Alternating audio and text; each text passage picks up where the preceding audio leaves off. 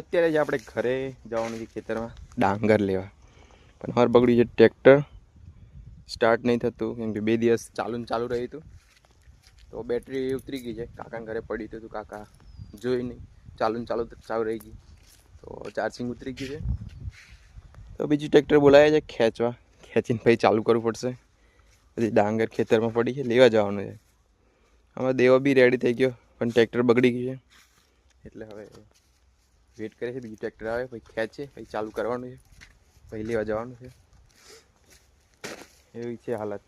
દેખો પછી ડાંગર પડી ગયા, બધી ભરવાની છે, ભરીને અહીંયા આ ઘરમાં ભરવાની છે.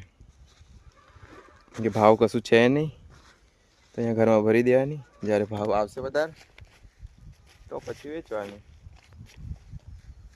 જોઈએ ખેતરમાં જવાનું થોડી વાર પછી.